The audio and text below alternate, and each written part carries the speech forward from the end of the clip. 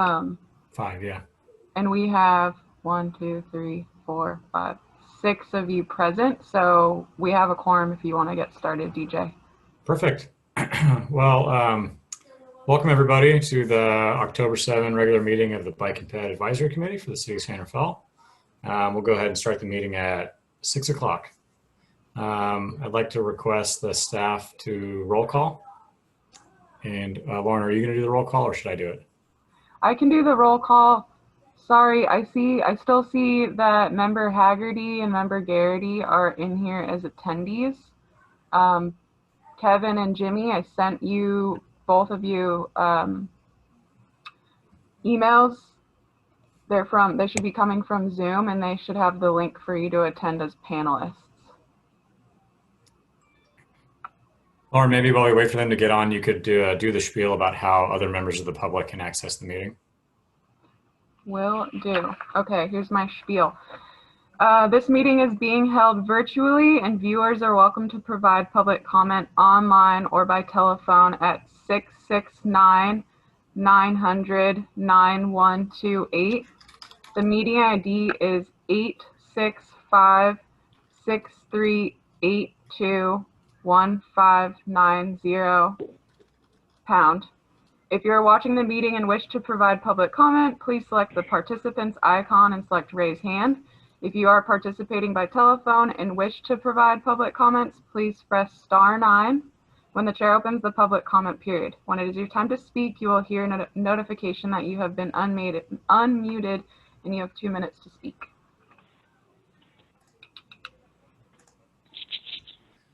All right, let's see here if we've got, I think looks like we're still looking for Kevin. Are you still seeing them on the wrong side of the partition It here? looks like they left as attendees, so hopefully, oh, there's Kevin coming in as a panelist. And Jimmy also left, so hopefully he got that link as well. Perfect.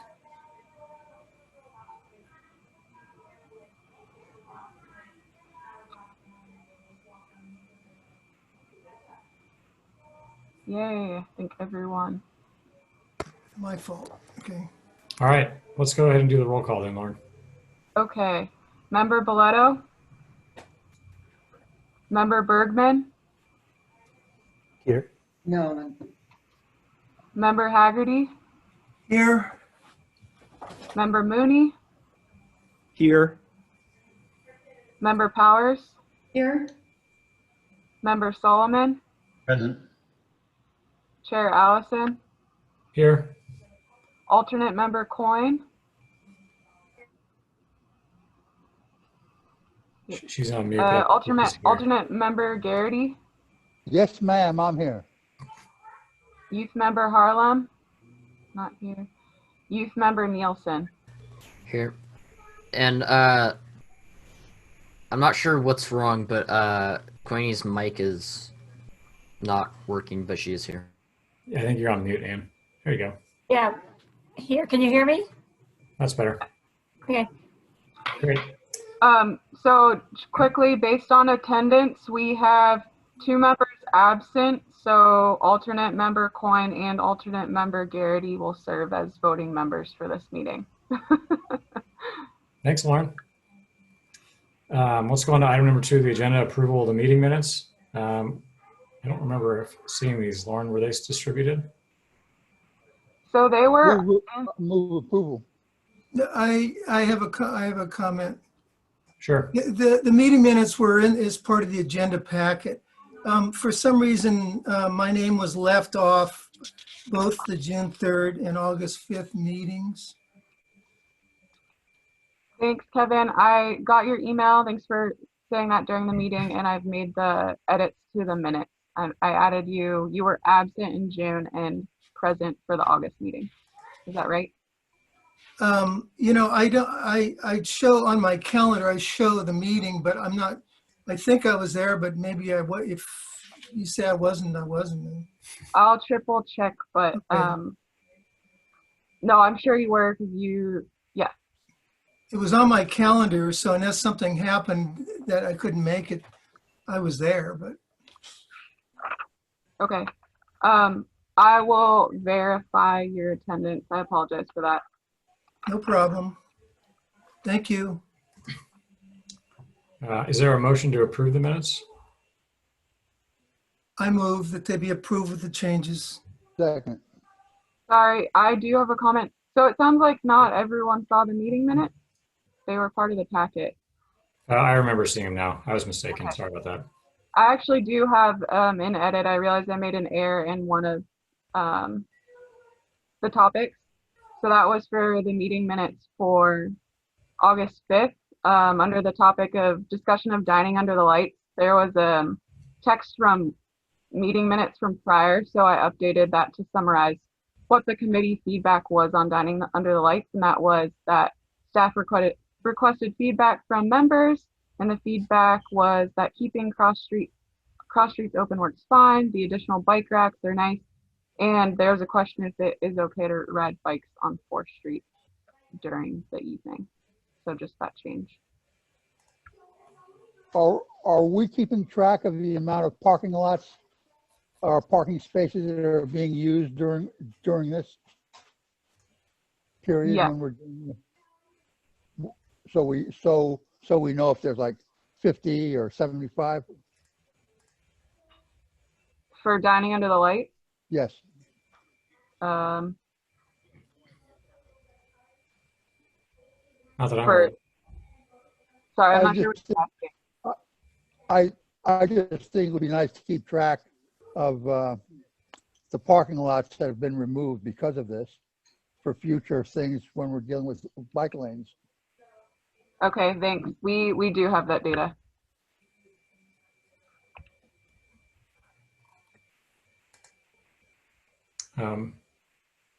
Kevin moved to approve the minutes. Is there a second? I'll second it, Mark. Great. I'd also like to make a quick comment that the quality of the minutes is really pretty darn good these days. Going to this new system. No disrespect to you, it's really good. It was really nice to read them. Really easy to read. Thanks. Good job, Lauren.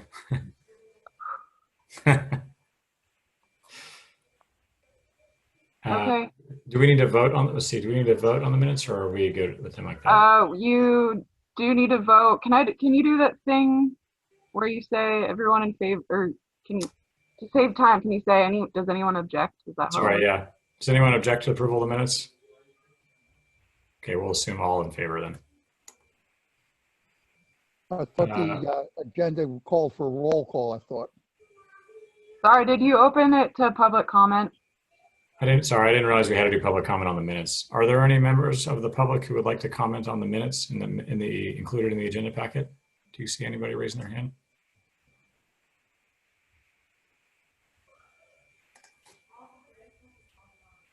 Okay, is that a no, Lauren? All right, That's a no. we'll close the public comment period. And then I'll ask, we'll do a roll call vote, I guess, on the minutes. Okay, Member Bergman,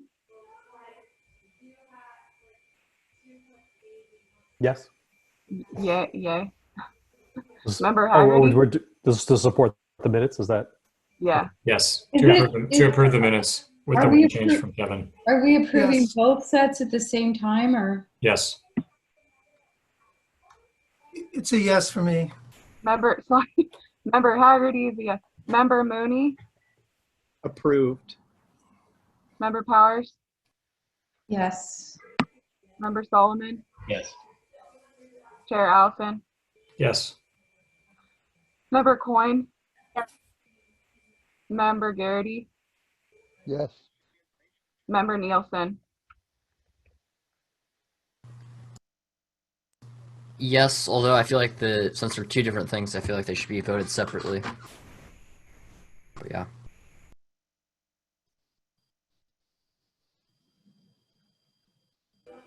Okay, that's it for the minutes. Great. We're going to move on to agenda item number 3, public comments for items not on the agenda. So if there's any members of the public who would like to comment on an item that is not included in the agenda, please press *9 or raise your hand in the chat function now. Each member of the public is going to be given 2 minutes. And I've asked Member Coyne to help with the timing. Great. Thank you. She's on it. Okay, Jean Severinghouse,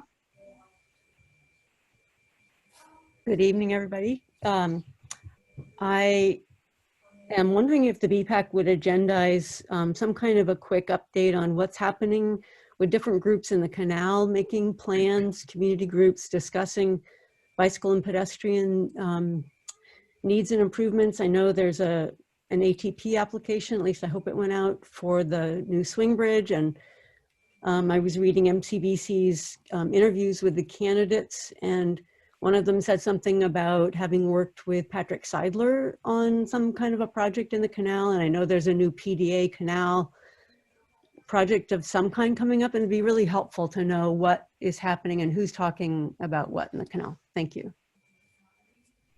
Thank you, Jean. Any other public comments, Lauren? Anybody raising their hand here? Yeah, one more. The last 4 digits of the phone number is 8188. Can you go ahead and unmute yourself? Provide your name and then your public comment, please.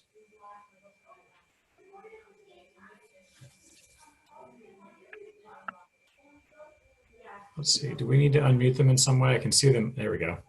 Hi, this is Craig Murray. Can you hear me now? Yep. Hi, folks. It's Lauren, it's *6 for people calling in the unmute. Just I got that message after our DJ asking to unmute. So I have 3 items. Can you hear me? Yes. Yes. Okay, great.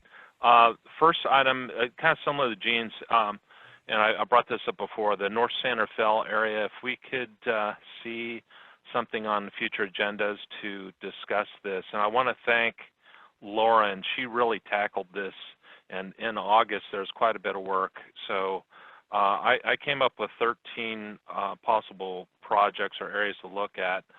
Pat Seidler looked at those as well. He indicated a couple already in the plan, and Lauren provided the link to the plan, which was good to see. So anyway, if you do that, then there's some work. We did have a Zoom meeting, and Kate Powers, appreciate Kate's work and focus, and also brought up kind of problematic corner near Scotty's on the Monticello area, which I think that's moving forward as well with Wendy Kalin's. And that brings me to the second topic, which is safe routes to schools. And Lauren sent out a notice on the 3rd of August to anyone that wanted to participate on that. So we had some dialogue with Wendy, and I was not able to attend Wendy's Zoom meeting, but I thank Kate again for attending that and participating and kind of moving that dialogue forward. There's 2 problematic areas. One, the Santa Venetia location, getting people from one side of the freeway to the other, and then also on Marinwood. Then the third and last item here is and perhaps this is old news to everybody, but California passed a law, SB 288. It exempts environmental review for 2 years for green projects, such as bike lanes. So things could happen a lot faster now with that, and might be a time to really kind of jump on things and see, try to get those on the ground and built. That's the end of my comments. Thanks very much.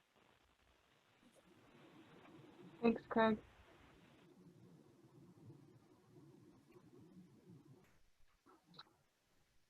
No one else has their hand raised.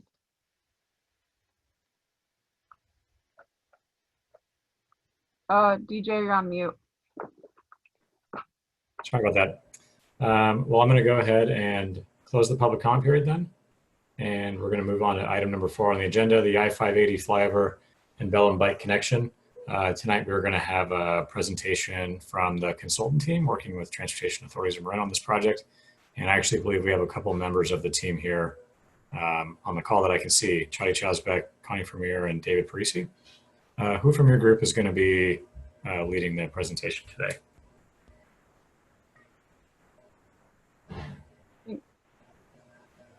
Chadi's kicking it off. Perfect. Thank you. I'm sorry, this is Connie. Can you hear me? Now we can, yeah. Okay. I'm on phone and computer, so managing the mute. Anyway, Shadi will lead the presentation on the connector project to give you guys a little bit of background And then David Parisi will talk a little bit about the improvements on Pelham that we're looking at.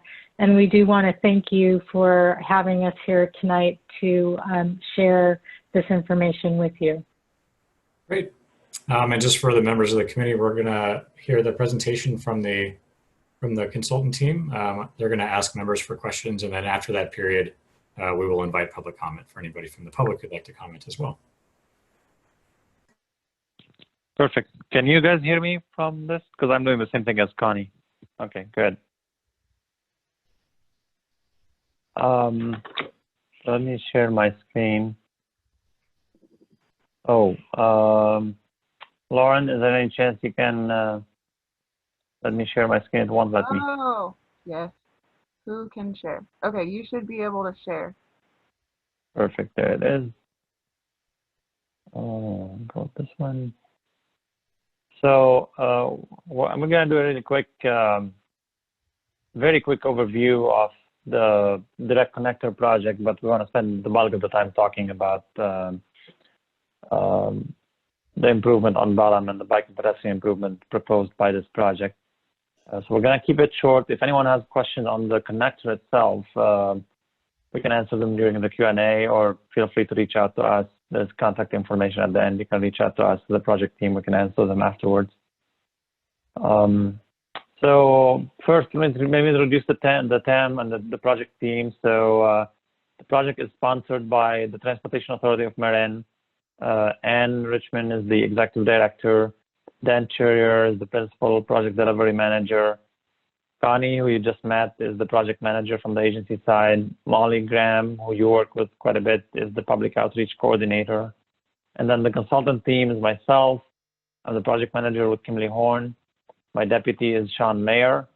And then Dave Parisi is leading the bike and pedestrian design on Pelham for the project. Today, we're going to give you a quick background and history on the project, what the goals and objectives are, idea about where the schedule is, and then quick overview of the direct connector alternatives being considered, and then we'll hand it over to David to talk about the bike and ped improvements. So this project has been on the books for 20 years or more.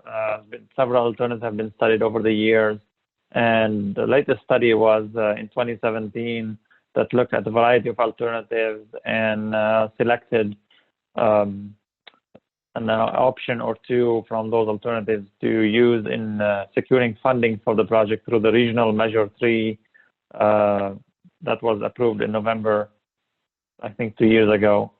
So there is money allocated for this project in this from the toll bridge money in Regional Measure 3. The current scope of this work is to go over all of these alternatives, work with the community on evaluating them and advancing a few of those through the environmental phase, and then selecting an approved alternative at the end of the environmental phase and get the project cleared environmentally and ready for the next phase, which would be design and construction. Also included in the scope is a conceptual design of a future westbound 580 to southbound 101 connector.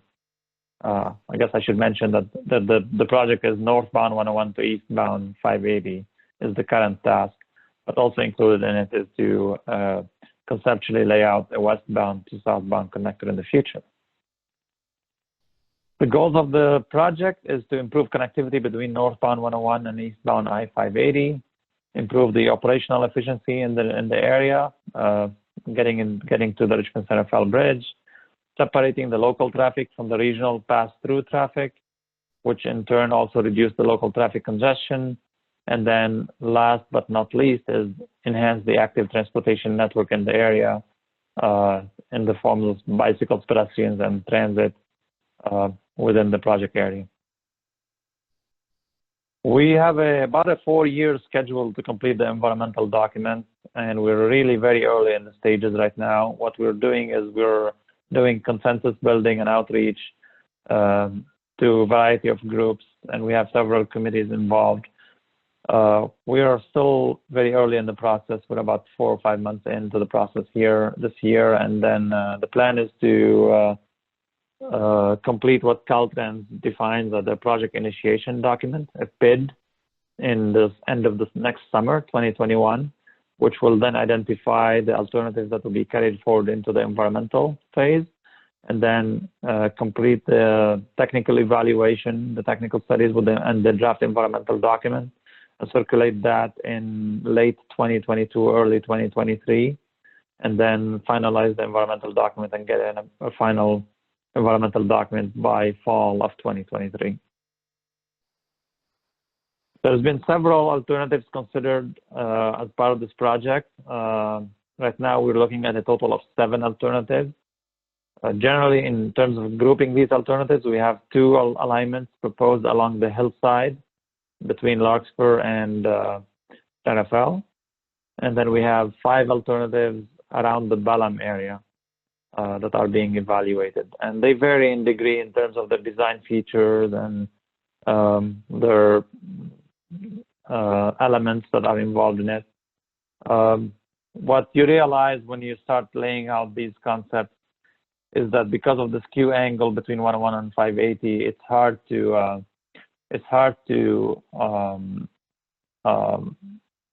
put a freeway-to-freeway connector that meets all the design standards that Caltrans requires for a freeway-to-freeway standards, because the angle is just too sharp. So these alignments up on the hillside would meet the design standard for a freeway-to-freeway connection, but the other ones don't. And therefore, they would require an approval of a design exception from Caltrans as the owner of the facility. These are the same alternatives in tabular format. 1A and 1B are the one on the hillside. They meet the 50 miles per hour design requirement, but they're also the most expensive. However, they are the shortest distance from Tamalpais Drive to Richmond Center Fell. Alternatives 2 through 5 are lower speed alternatives. They also vary in cost significantly, and they vary in distance.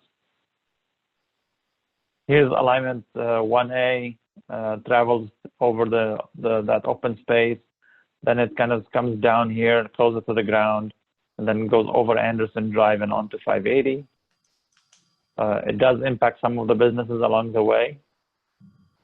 This is a visual rendering of how this looks like from a bird's eye view. Coming off of 101, we go over, there's an access road here up on to go on the hillside. So we go over that with a bridge. Then we have to cut through the hill, either, a cut configuration here on these 2, or a fill-in configuration in the middle between to get us to 580. And then there's Anderson Drive right here with an opening. So a bridge over Anderson Drive to get us down to 580. Here's 1B. This one stays higher on the hillside instead of coming down lower and going over the parking lot of the Central Marine Sanitation Agency. We stay higher up on the hill. We go behind the sanitation agency and then down to 580. A bridge over Anderson, and then we would have to reconstruct the Sir Francis Drake off-ramp to make that connection. This is the visual simulation of the same alignment. You see we're higher up on the hill here. The sanitation agency is right there, and then we go behind it and down to 580. Alternative 2, we call it the Sims Street alternative because it kind of parallels Sims Street. What you see in brown on the screen is a structure. It's a bridge. And then what you see in green is basically on retained earth to fill. Obviously, this alignment impacts several businesses along the way. And that would require either a right-of-way acquisition, either a full acquisition or a partial acquisition to make this connection. Visually, this would look like something like this. Obviously, that's a major visual impact to the community here, and it does need to have to be on a bridge in order to kind of tiptoe around what's around this area to get us from 101 to 580. Alternative 3A, we're calling it the low speed A. This one gets us only to about 35 miles per hour design speed for a connector compared to the standard 50 miles per hour. Also takes, in order for this connection to happen, we have to also build a bridge, which is shown in brown here, to go over the existing Pelham and 580 off-ramp. So we come off 101 and we go over Pelham, over the off-ramp, and then back down to connect to 580 eastbound. Note that the exit from 101 to Pelham would be the same as you have today. You would exit here. If you're going to Pelham, you'd stay on the left side and take the existing Pelham off-ramp. If you're going to 580, you stay on the right side and you take the curve to go to 580. Visually, it looks something like this. You can see it coming off of 101 right here. Here's the existing off-ramp to Pelham. We would have to acquire the right-of-way from the owner who's behind Marine Square to make this connection, and then you see how we're going to go over the off-ramp, the 580 and 101 off-ramp, and then come back down to merge back with eastbound 580. Alternative 3B is in 2D is the same as 3A roughly, but vertically is different. There's no more bridge here. The reason there's no more bridge is this option proposes to close the 580 off-ramp to Pelham and reroute that traffic that takes the exit to Pelham to the Francisco Boulevard West, and have that traffic exit at Francisco Boulevard West with some additional improvement at that off-ramp and on Francisco Boulevard to accommodate the additional traffic. Then we'll have that traffic will make a left turn on Anderson and left turn on Pelham and back in. By eliminating that 580 connection to Pelham, we will be able to bring this alignment down. The exit to Pelham becomes on the inside of the curve. So if you're coming off of 101, you take the inside of the curve and you exit to Pelham. If you're going to 580, you stay on the outside of the curve and then merge with 580. And in this kind of scenario, we wouldn't need a bridge anymore. So it's a 35 miles per hour on the horizontal curve, but on the vertical curve to go up and down, there's no need for that. So you get a higher speed vertically, but horizontally, you're still constrained by the curve radius. These are things Caltrans would look for in terms of approvability of these alignments because of the involved geometric constraints with can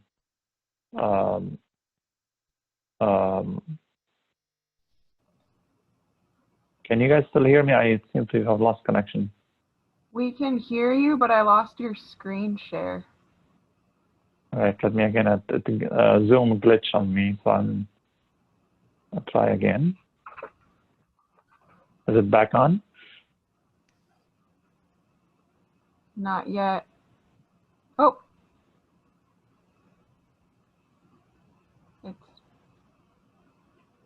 You're back on. Perfect. Okay. All right, and 3B, here's the rendering of 3B.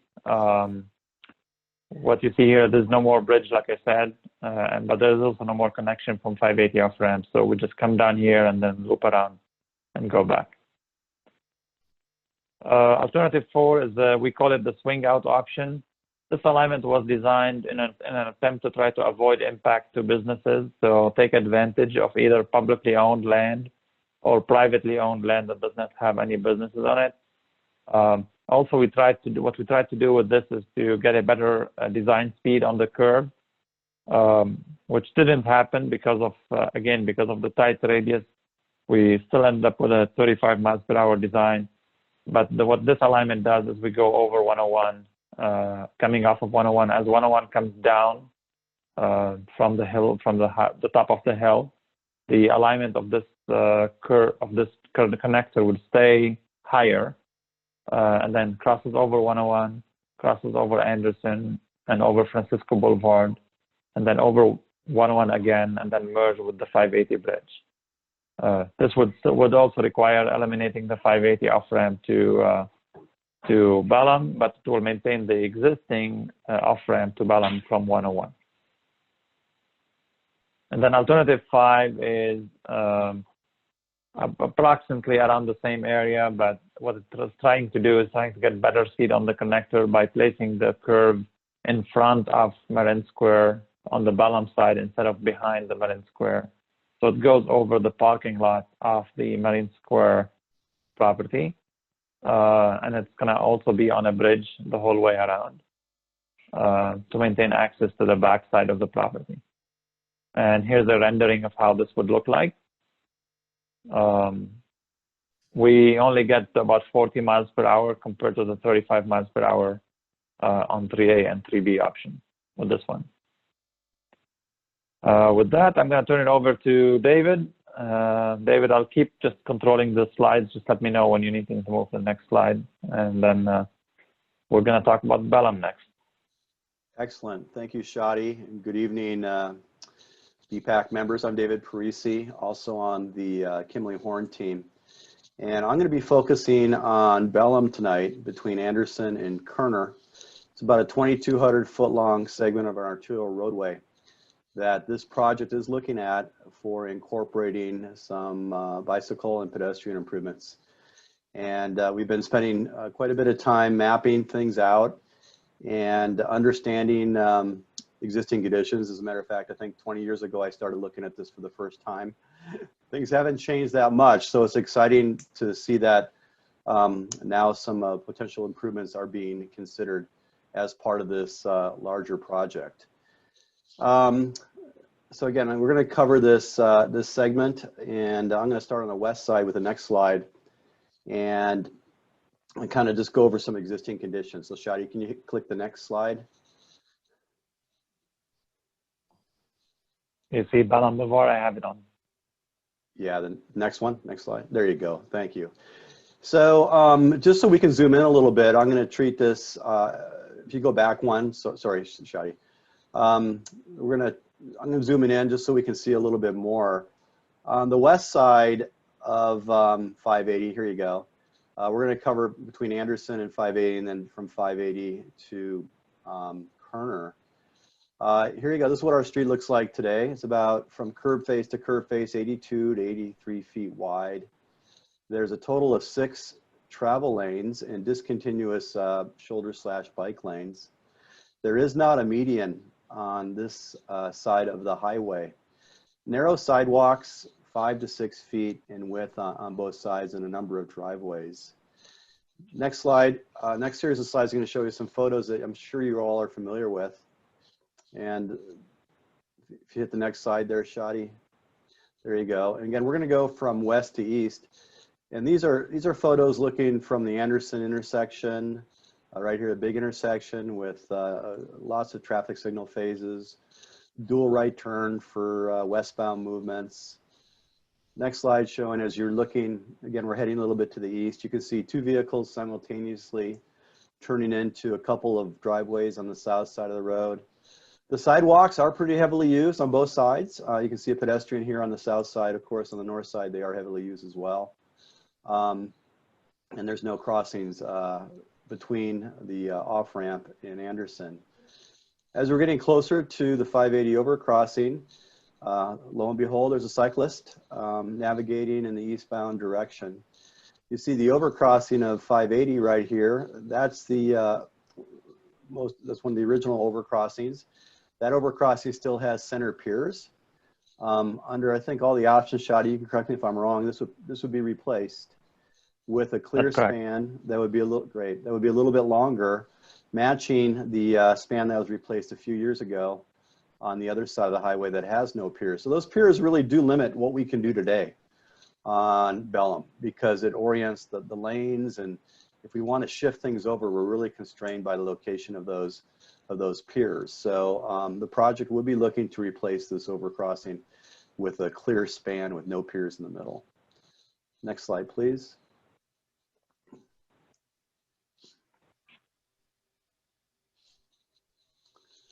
There you go. So now we're back to looking on the east side of Bellum, and then this area is from 580 to Kerner. Really, the only difference here is we have another intersection on Francisco East, which is tied to the westbound ramps intersection. All those intersections operate simultaneously, and it's well orchestrated, or choreographed, I should say, with the signal controller. There's lots of congestion there, and the lanes are just balanced out to work just as well as they can with the signal system that's there. But this part of Bellum has median islands in it. They're hard to see from here, but I'll show you some photos in a minute. And we also have 3 streets that intersect with Bellum between Francisco Boulevard East and Kerner Boulevard. And of course, Kerner is also a big intersection that we are going to be addressing as part of this project. Next slides. This is a cross section. Looks pretty similar to one I showed you for the west side, but you can see there's a median island here that is used to divide eastbound and westbound traffic. A few years ago, that median island got modified when the north side of the road got its sidewalk widened to 8 feet.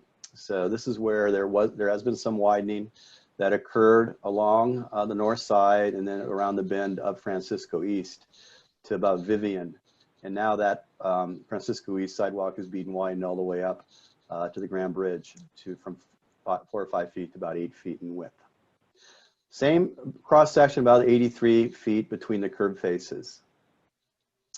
And here we are. We're going to be looking in the other direction. You can see here, looking east underneath the highway. This is the most recent span for westbound 580, where there are no piers in the middle. And the sidewalk on the north side was built wider in anticipation of doing some more work in the future as we proceed to the west. Next slide. This is looking the other direction. This is looking westerly across Francisco Boulevard East on the north side of the road. You can see lots, a lot of pedestrian activity, a lot of cycling activity in this area, and all day long, a lot of traffic congestion.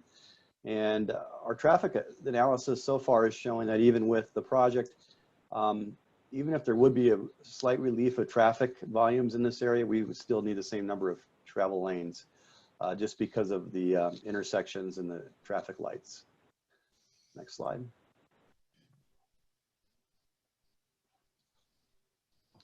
Here we are looking east again. There is parking. There is some limited parking against the curb on the south side of the street, as you can see here. You can also see the median islands and the skinny sidewalks. Next slide.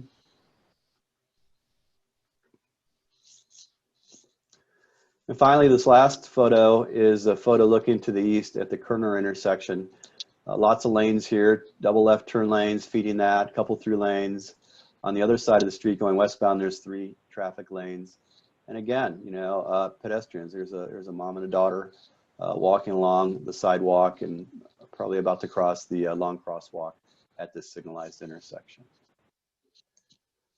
So next slide, please. Thanks, Shadi.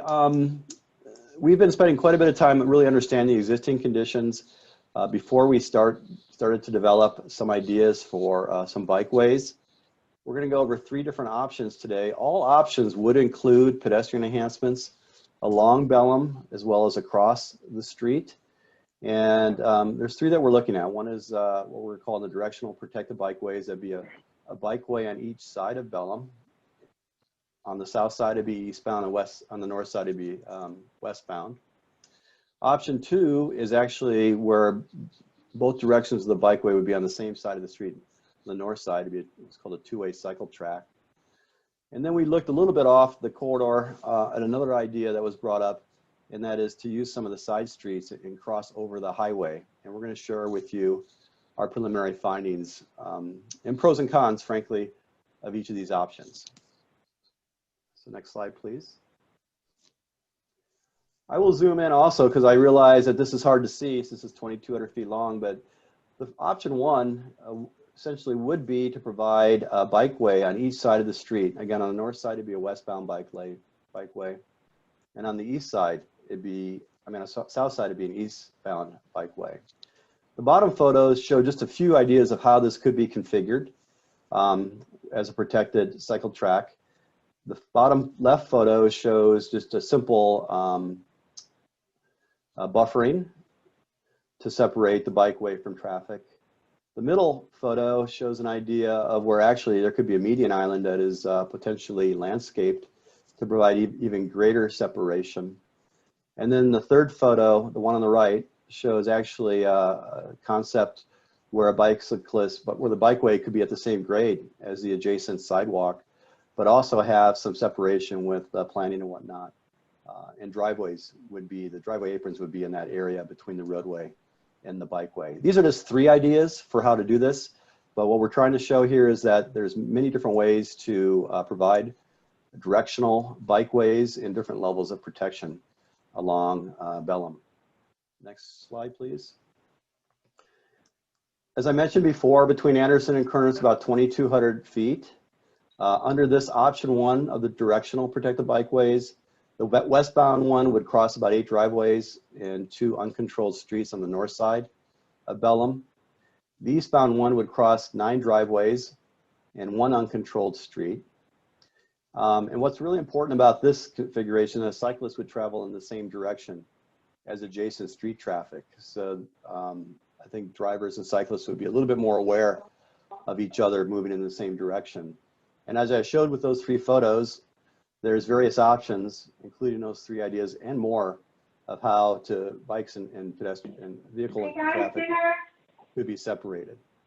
Next slide, please.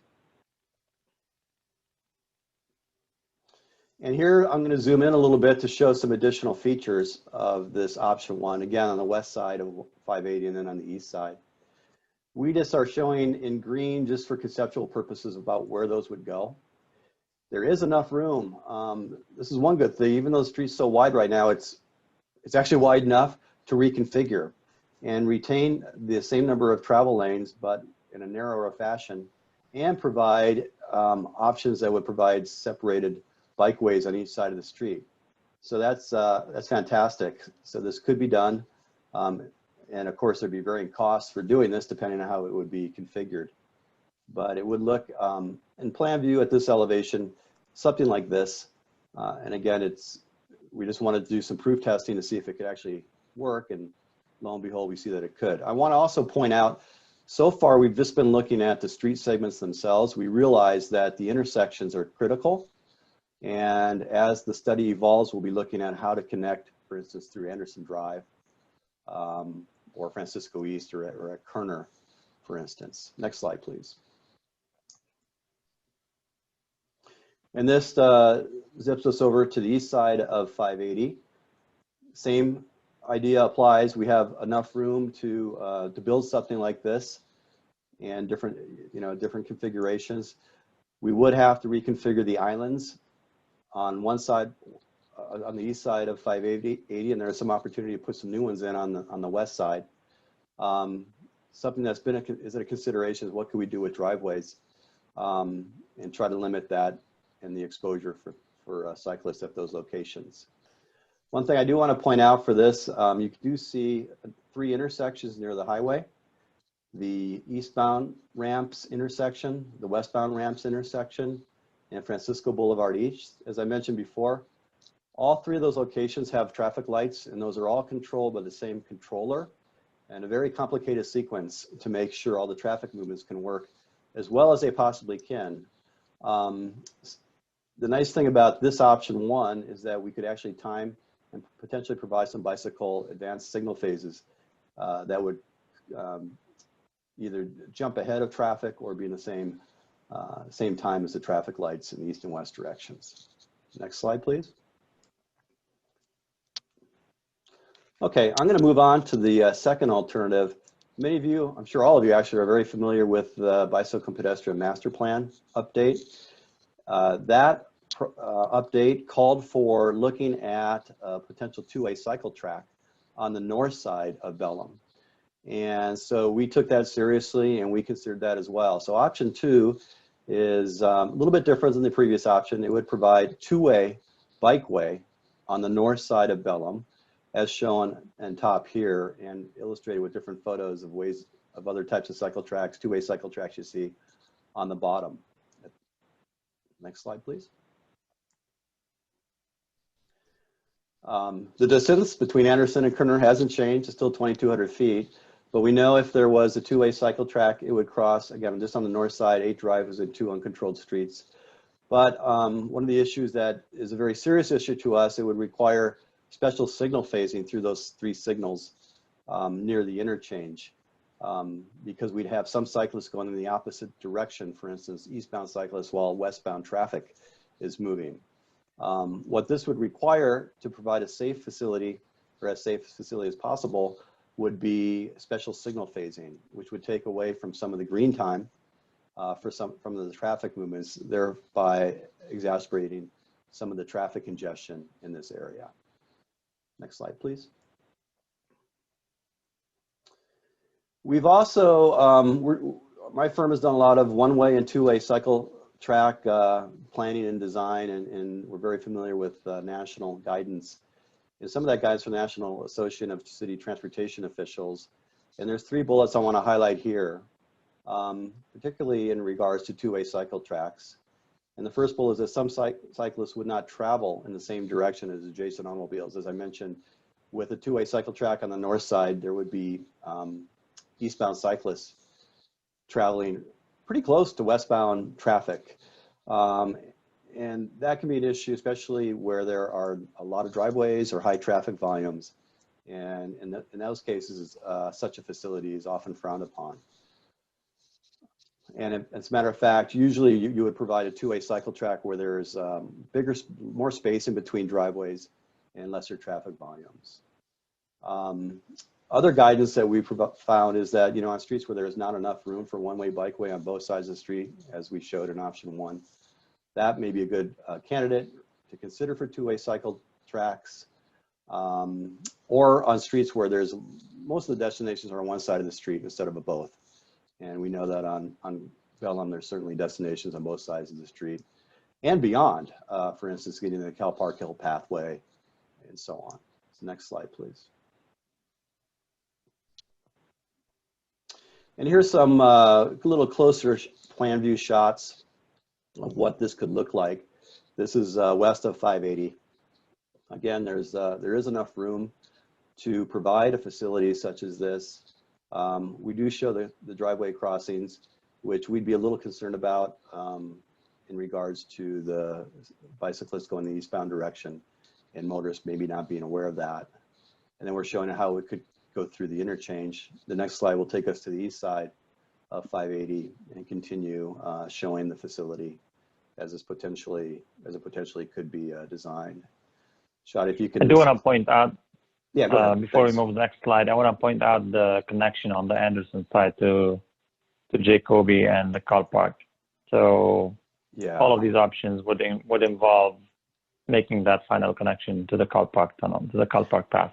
And that's a great point. And before you flip the next slide, this is actually not showing just one, it's showing a bunch of options overlaid together. As I mentioned before, we want to try to figure out the best configuration for the street, and then we're going to be focused on alternative ways to cross cyclists and pedestrians in a safer manner at these big intersections. Thanks, Shadi. Next slide. And here you go. This could be how it could look on the east side.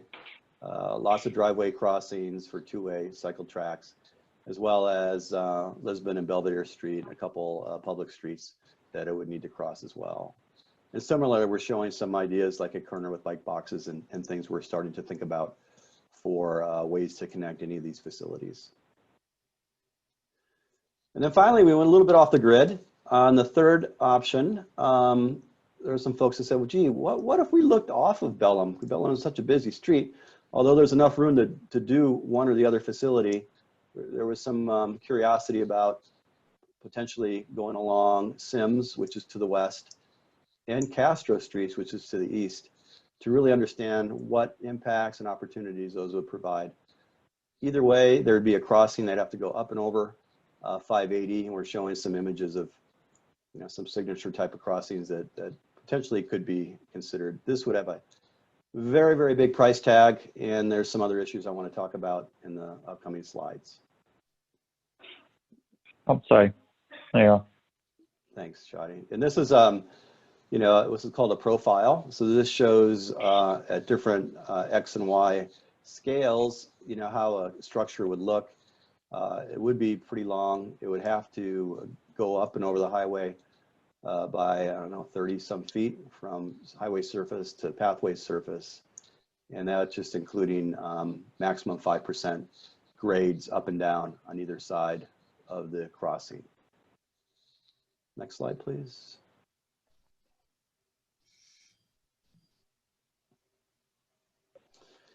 So from end to end, from Anderson to Kerner, this would actually take you, it would be a longer trip. It would be about 40% longer. It's done at 2,200 feet, about 3,100 feet. As I mentioned, the overcrossing, assuming 5% or less grade, we still would cross a number of driveways or lower volume driveways on Sims and Castro. Getting the facility as a protected facility along these streets, though, would require the removal of over 50 parking spaces on these industrial streets. Something that was pointed out to us and we're aware of is that it would require out of direction travel for many cyclists, including cyclists that use this no direct access to businesses or services along Bellum itself. Next slide. Again, going from the west side to the east side and just give you an overview of what it could look like. This would be how a bikeway could look along Sims. We chose to show a two-way bikeway just to focus everything on one side and preserve parking on the north side of Sims. And to show how it could look conceptually. Would require, and the sidewalk on Sims, by the way, is on the south side of the street except for a small gap near Anderson Drive, which would be filled in as part of this project. The pathway would go up and over. It would turn the corner, go south, and go up and over 580. Return back on the east side of Francisco Boulevard East to Castro Street. Again, we chose to show it on the south side with the intent of maximizing parking spaces, but also returning it to the south side of Bellum as conveniently as possible for cyclists without having to cross too many streets. So this is conceptually how this option could look. Next slide, please.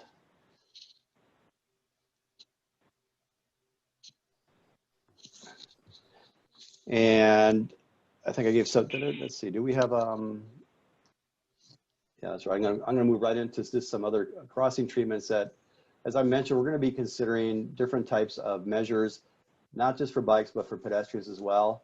Not only along the roadways, but across. And these are some of the things that have come right out of your bicycle and pedestrian master plan. Ideas such as curb ramp improvements, curb extensions. There's long areas of Bellum without pedestrian crossings. There may be some opportunities to close some of those gaps and provide crossings at different locations with medium refuge islands and advanced warning beacons. I showed some options before that has the possibility for some green infrastructure for some of the separated bikeways, which is would be pretty awesome and very interesting. We're also looking and going to be considering different countermeasures for crossing bicycles at intersections, including bike boxes, protected intersections, consideration of bike signal phases, and so on. So these are to come. These are tools we're incredibly aware of, but we want to let you know that we have not forgot about these, but these are things that we're going to be thinking about as we make these options or a selected option work or refine that a little bit further. Next slide. I'm wrapping up, and then we can open this up to any questions. You know, the current the bikeway, the planning that we're doing now as part of this overall study will include Bellum. It will include the intersection crossing treatments. To the degree that we can, we're going to be looking at what we're calling driveway management. That is, if there's some opportunities to require only right turns in or right turns out or consolidating driveways. These are private driveways, so that could be challenging, but we're going to look for opportunities for now or things that may not be precluded in the future. The project this overall project will prepare the environmental analysis for the bikeway options, including the preferred option, whatever that may be. And then there is another process going on simultaneously that will take longer, and it's the priority development area process for Southeast San Rafael and Canal area. And that's going to be looking at longer range ideas for key roadways, including Bellum Boulevard. And that may look at things even items such as like roundabouts and things like that, which are beyond the scope of our work. But they will be coordinated with the work that we're doing.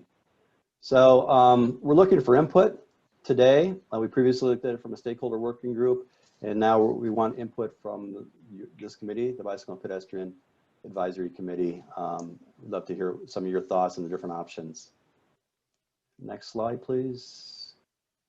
I think that's it. That's it. Okay. And I do want to say we did this SWG as a stakeholder working group that we presented to before, and they found this very interesting. And my recollection is that at the end of the day, there was a good feeling about that option 1 for a number of reasons, but we'd love to hear your input tonight. And before we open it to comment, here is the contact information and the project website. If you want to be involved and receive updates or ask for information, just take that information down and we will be happy always to answer questions. And thanks for hosting us. Hey, thank you very much for the presentation. Well, I guess why don't we go ahead and I'll ask committee members if anybody would like to ask the project team any questions or provide any feedback. And I also think it's probably worth disclosing there's actually 3 members of this committee on that stakeholder working group as well. So some of us have seen this presentation before. That's why you look familiar. Yes.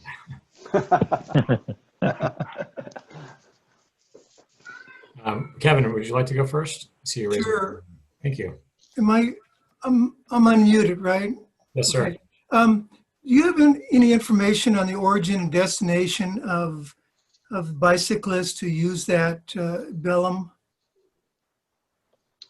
You know, we don't have any, statistical survey data. However, I do know over the last 2 decades, there's just a lot of folks who rely on walking and biking, particularly from the Canal area, that are going to downtown San Rafael, going to the Cal Park Hill pathway.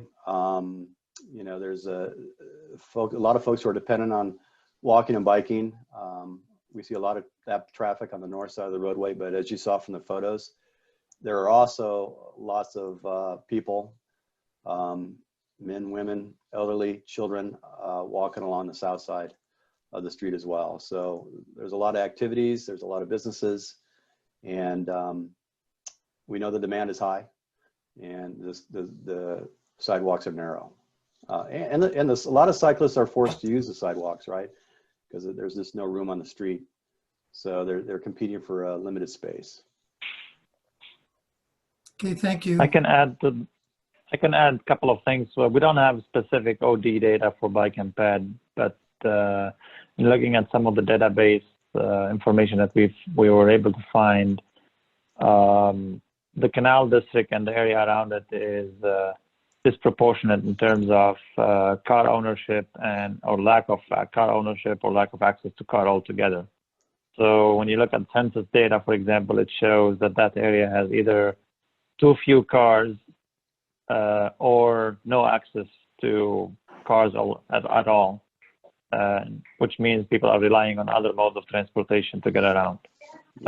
Compare that census tract to other census tracts in Marion County, they do have a higher percentage of those two categories. And the bicycle and pedestrian master plan also pointed out that there's a lot of multimodal collisions along Bellum, along the street and at crossings. That was also confirmed in the 2018 Marin Travel Safety Plan. And something I didn't even know, but I find quite interesting, is Bellum is actually part of the Bay Trail, believe it or not. So it's a connector from the Bay Trail, the Park Hill Tunnel to the east side. So it's part of the San Francisco Bay Trail. I have a question. What is your plan for connecting the Anderson Drive to Bellum? I ride that route probably 4 or 5 times a week, coming down Kerner, down a new bike path, and then going on from Anderson Drive to Bellum. And I basically just go out in the lane and ride it. And how are you going to do the intersection at Bellum? Is a bicyclist going to have to go to 2 stoplights to get through if you go on the south side? So that's a great question, and something that's a place we're not there yet. We'll be looking at various options, including bike signals, bike-only signals, diagonal crossings, 2-stage crossings, protected intersection considerations. We're not going to preclude long-term ideas such as roundabouts that can't be funded by this project, but we're very aware of all the tools and techniques, and it's going to be very important to provide a better connection for cyclists such as yourself. So you also stay tuned for that. If you have two-way bicycle lanes on the north side, how do you deal with the driveways where people aren't looking for the cars that are coming from their right?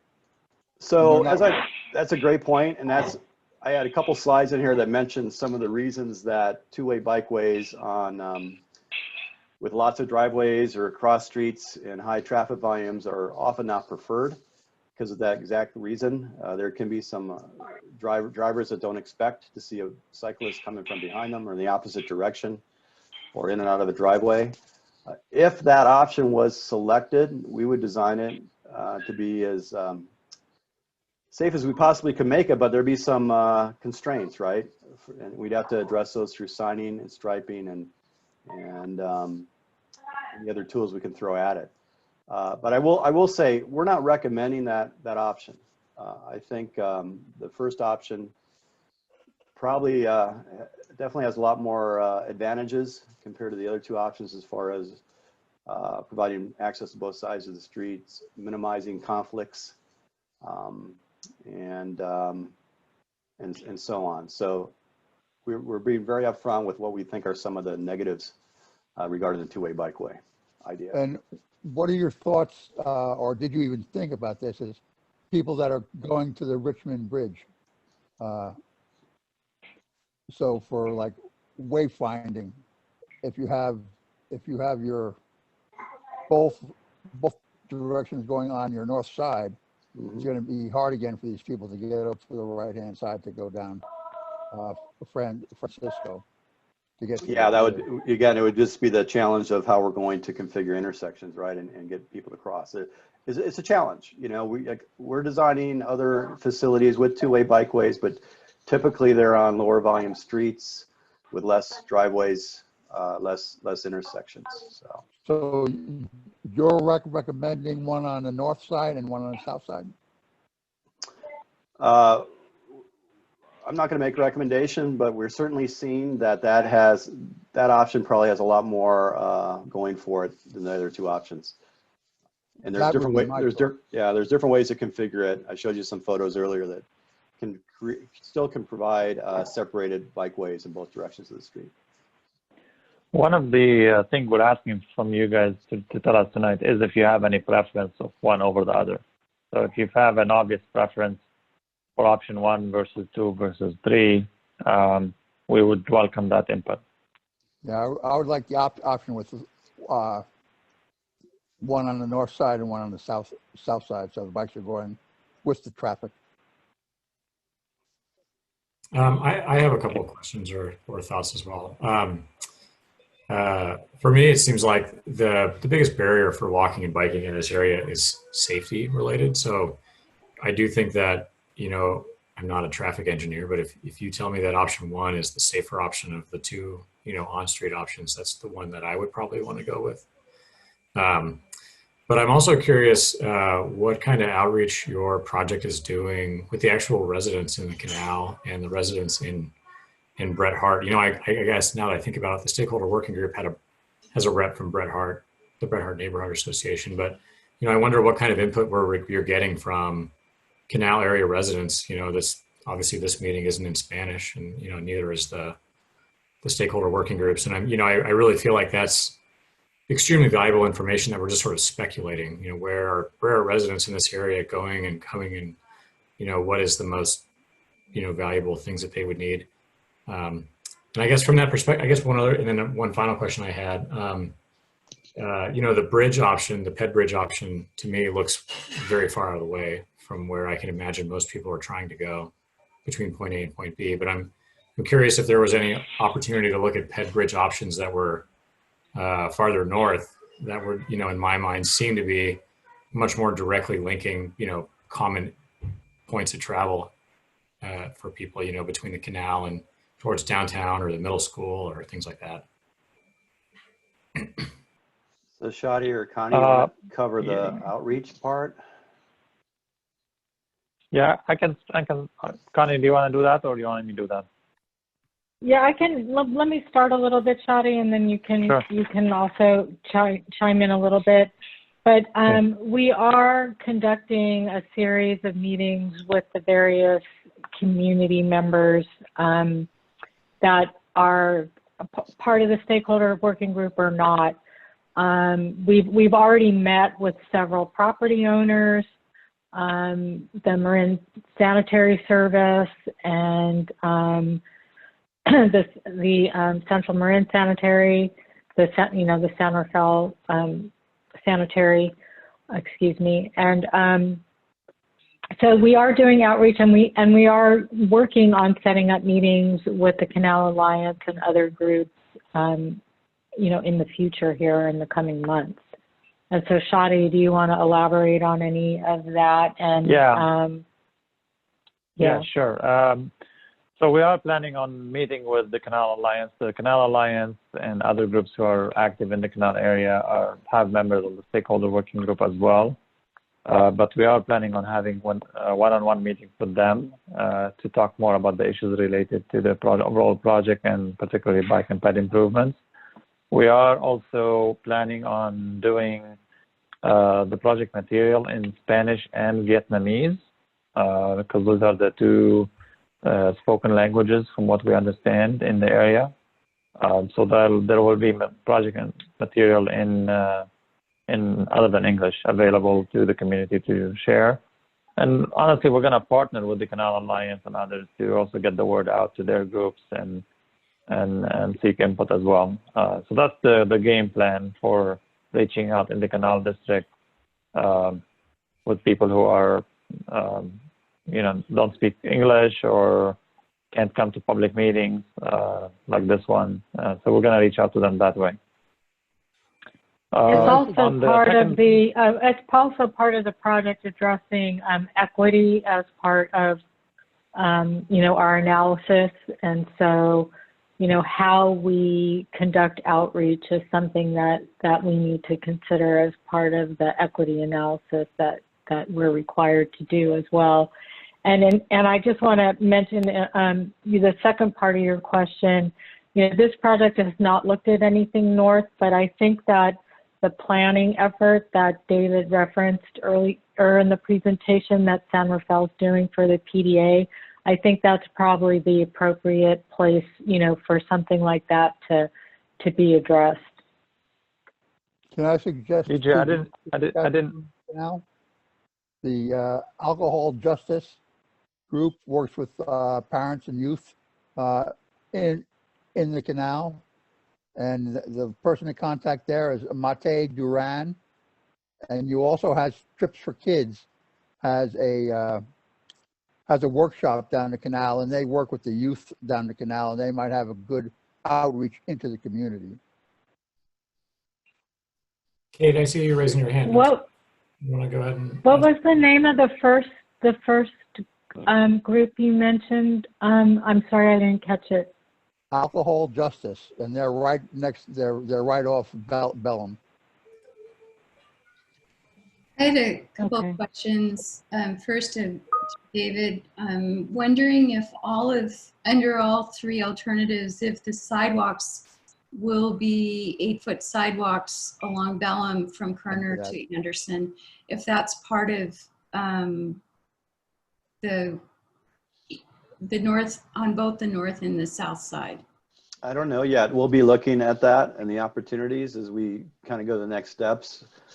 If there's what would be really nice for efficiency's sake is if the BPAC and others did start honing in on an alternative, and then we can start rolling up our sleeves, and looking at the sidewalks and the intersections and start taking this to another level.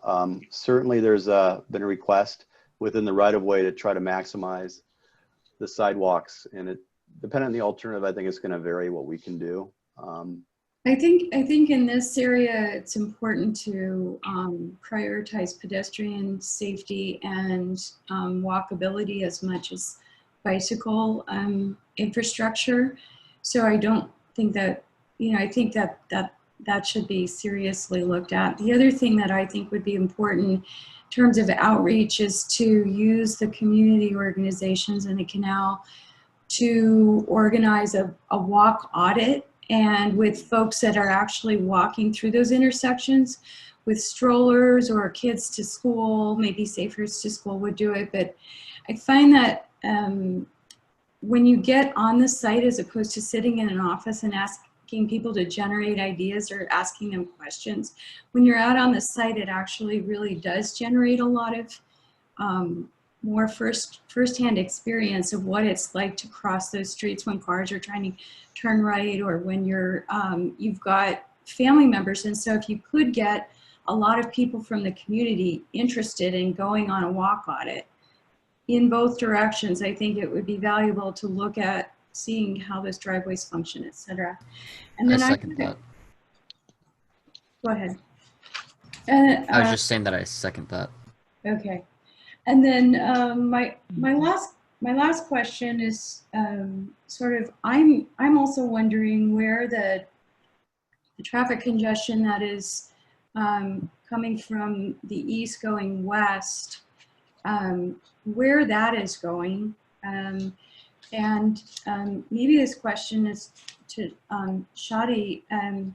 Looking at the larger context of the project, are there any other slow speed freeway to freeway connectors in the Bay Area that you're looking at that go down to 35 miles per hour and take that kind of angled slew angle, or whatever you said that was between, and yeah, whether there's a high accident rate or not. And then in addition to that, wondering if you're at the stage yet of looking at the Bellum alternatives combined with the freeway to freeway connector alternatives, because under some of those alternatives where you're coming off of Anderson and bringing people down Anderson to turn left on Anderson, that's going to really impact that intersection that goes to Jacoby, the intersection between Bellum and Anderson.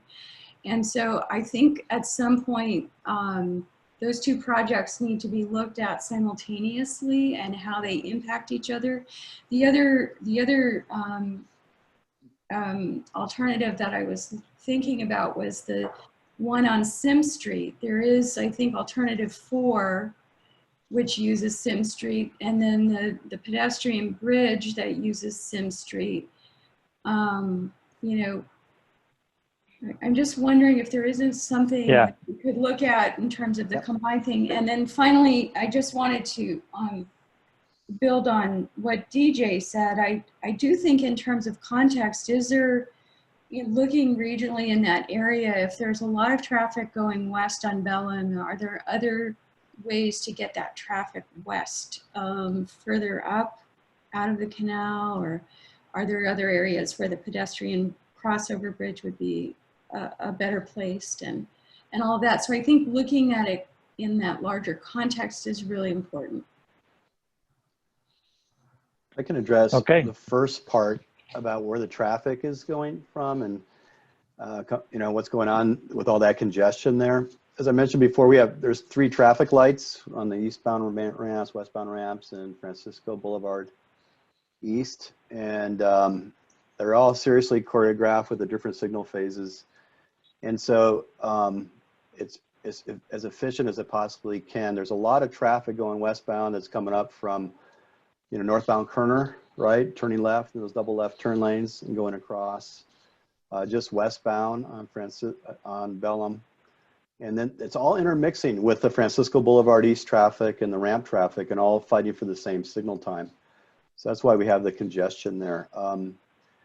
The PDA study is something that's going to be looking at potentially different connectors in the long term for freeway. Just another, maybe an interchange to the south. So those are things that we're going to keep an eye on, but those won't be solved as quickly as this will be. Shadi, you want to cover some of those other thoughts? Let me add a few things. Let me add a few things. So we ran an OD analysis on the Canal District to understand the people who drive, where do they go. We don't know the bike and ped traffic, but we have data on the people who drive. And origin destination analysis showed that the traffic coming out of the Canal District, basically they go about half north on 101 and the other half goes south on 101. So they're trying to get to 101 northbound, going into North Central and North Marin, and the other half goes south to Southern Marin, and a small portion goes to the Richmond NFL Bridge. That's at a high level. When you slice it by AM and PM, the percentages, change a little bit, but then overall, that's kind of where the commute traffic goes from out of the canal into different destinations in the morning or throughout the day.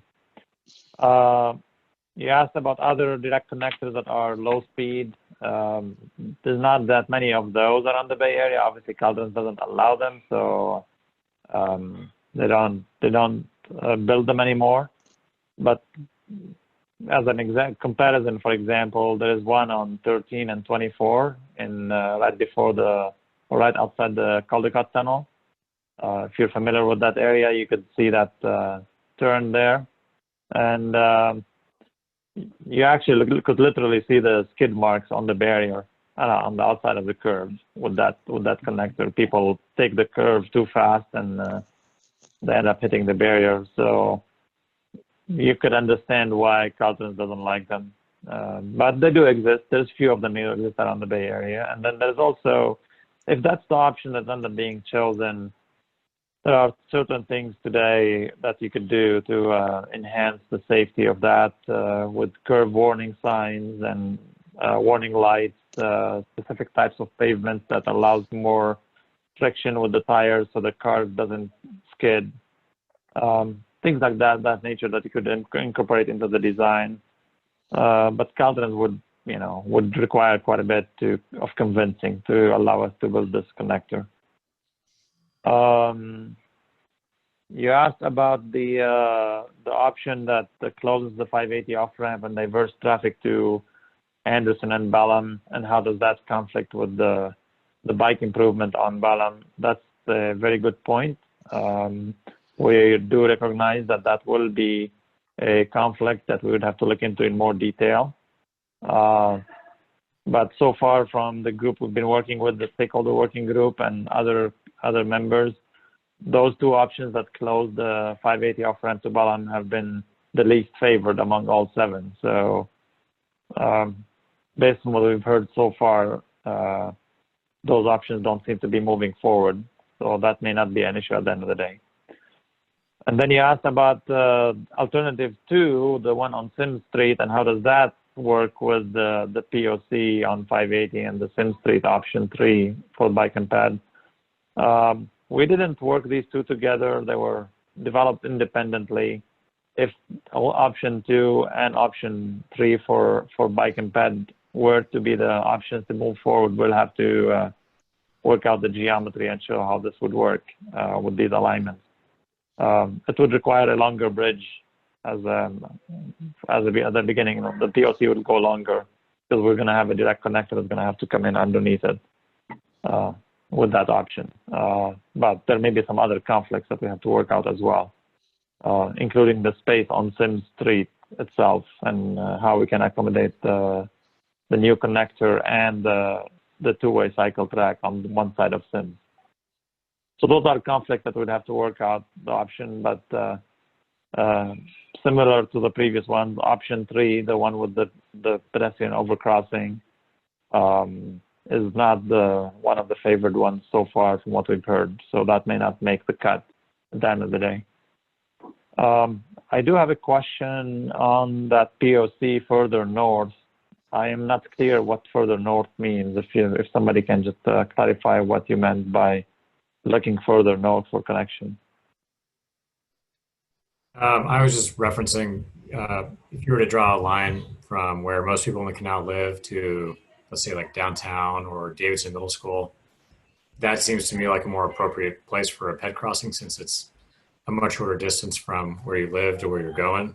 The bridge crossing that we're talking about here is pretty far out of the way for where I expect most people are going. But then again, it sounds like we don't have the best data on bike and ped trip or destinations. So. DJ had a couple of questions, comments. First of all, thanks for the presentation. I have to say that was one of the better presentations I've seen. You walked us through it really slowly and methodically, and I have to admit I wasn't familiar with this study at all, so I appreciate the education. It gave me a good feeling for what we're trying to do, so I appreciate that. And I appreciate your time on the night of debate as well. So first big picture question would be the two different elements of the project, the freeway connection and the bike pedestrian work. Are they connected funding wise? In other words, because that freeway project's 15 years in the making, probably realistically, knowing Caltrans and how things work. So how is that going to work? I mean, is it mitigation? Is the bike pedestrian mitigation for the freeway work, or are they connected somehow or disconnected? I'll take that, Saudi, but right now, TAM has 135 million of RM3 funds and some local money from the sales tax measure that was passed a couple of years back that allows us to advance the project, which is what's funding the work that's going on right now, the preliminary work. So, I mean, in terms of it being tied, it'll at least be tied through environmental clearance right now. And then beyond that, it just depends on what happens with funding in terms of construction, because, maybe depending on what alternative moves forward, it could be possible that the project could be built in phases, but that's all something that would need to be assessed, later down the road. And again, it would depend on the funding and where it's coming from. Okay. So, but I know what you're saying. It's like you want to get these local improvements done, but the local improvements also rely on that bridge that David talked about that spans over Bellum. All the alternatives, or alternatives 1 and 2, that bridge is replaced.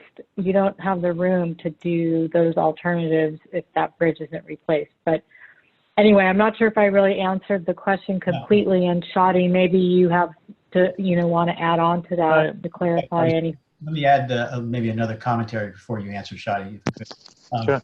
I'm familiar with enough projects like the SMART project and other things where there's been promises made about doing pedestrian and bike work along with freeway work and rail work.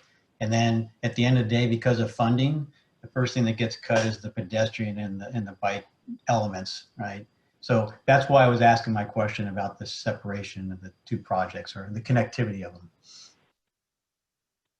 Yeah, so our plan is to clear environmentally a selected alternative that covers both the freeway and the bike and ped, just like Connie described it.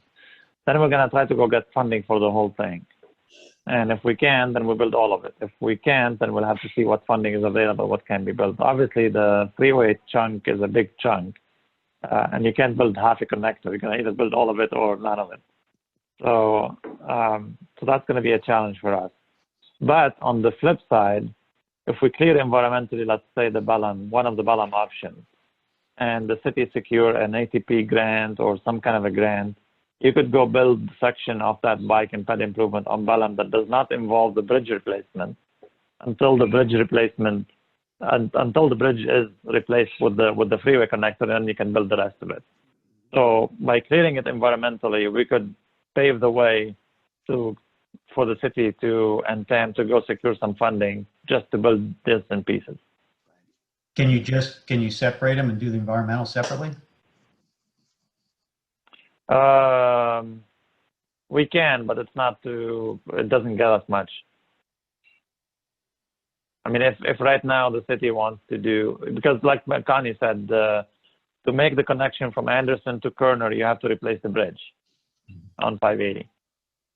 And that's not going to be easy to do, get funding to do just that. And I think that right now they tie together in a nice process with each other. Thanks. Chatty, in terms of the slower speed on the flyovers, it seems to me, and I'm not a traffic engineer by any means, but it seems to me that you're just still going to have the same problems, the backup on the freeway to connect with that connector if you're not going to be able to maintain speed. Have you looked into that? Yes, we did, and that's not exactly what's going to happen. They will travel slower, but it won't be a backup because the backup is caused by the signal. When they go down, they have to wait at the signal and come back. And when you stop, you just compound the problem. So this will be a slow moving, but they'll be moving the whole way, and then it's only slow on the connector. And then one thing I didn't mention in our presentation because of the time, all these options will have a third lane on 580 going eastbound from whatever the connector comes in to the bridge. So as you know, there's now a third lane on the bridge going eastbound. All these connectors, wherever we tie in, whether around the Balam or around the Sims or around the Sir Francis Drake, they all land in a third lane on 580 going to the bridge. So you won't have the congestion problem because of the 2-lane on 580. It isn't a good example, the one coming from 19th Avenue towards the Golden Gate Bridge, that Doyle Drive area where that big curve is. Isn't that a kind of an example of that same kind of curve that you're talking about? Yeah, if you want like a good example of what this looks like, it's not exactly, but for example, when you take a loop on or a loop off of the freeway, that's a 25 miles per hour loop usually. So this is a little easier, but that's kind of how it's gonna feel. It's a 35 miles per hour curve, but it's similar to a loop. Yeah. Hey Dave, in terms of the options for the bike ped portion of Bellum, it seems to me safety is the biggest issue with that two-way option number 2 there. But did I hear you say that in the bike and pedestrian master plan, that's what was in the bike pedestrian master plan was a two-way there? No, what the bike and pedestrian master plan, because these are gaining popularity, these two-way bikeways, but the bike and ped master plan said just we're curious about it, study it, and see if it makes sense. Okay. So that's kind of what we've done. Right. So, yeah. Thanks again. That was a great presentation. Yeah. Okay. In the interest of time, I kind of would like to wrap this item up so we still have time for Safe Routes to School. Are there folks on the committee who haven't spoken yet that would still like to? Why don't we do Ann, and then Barry, and then Tyler, and then Phil, and then we'll move on. How about that? Thank you for the presentation. I thought it was excellent. I would go for the first option of having a bike lane on each side of the road. I feel like anytime you make something safer and it's out of someone's way, they're not going to use it. So I think we still have the problem with having cyclists being on Bellum. And that's why I would choose that one. And I also feel with the new population, I just feel that would be the safest because you're still going to have people figuring out the quickest way to get somewhere, and that's the way that's human nature. So that was it. Thanks. I guess I also wanted to weigh in on on the side of the one-way protected bike lanes. I think most of my points were already brought up at one point or another, but there's certainly safety concerns I would have about the two-way facility, partly pure safety and also from an access standpoint, because it would really cut off all the destinations on the south side, especially since there's no crosswalks in the whole area. So someone getting to the post office would have a real big challenge. But I think the one-way, the other advantage of having the one-way protected bike lanes, it would also provide an additional buffer for pedestrians from traffic. So that would be something that would set that a little further away. Yeah. Intersections are going to be a huge issue, and so I'm really curious to see how that gets dealt with. I guess the one question I have is, in looking at this, you talked about the future reconstruction of the bridge without the pier. Is that being factored into whatever design is going to be looked at? Well, I think as Connie and Shadi said, that's pretty critical for doing a bikeway and these pedestrian improvements. It's already been done for the other bridge, and there's already been a benefit there with a wider sidewalk and potential provision for bikeway. But without it, it'd be hard to realize either option 1 or 2. So I think that's part of it, part of the scheme. And that's why we're trying to clear these environmentally simultaneously. Okay.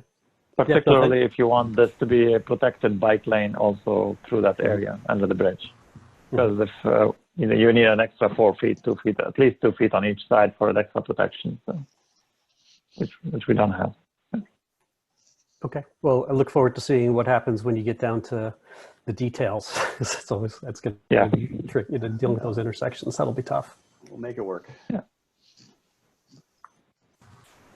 I have a few questions and comments. So first of all, I wanted to mention option 1.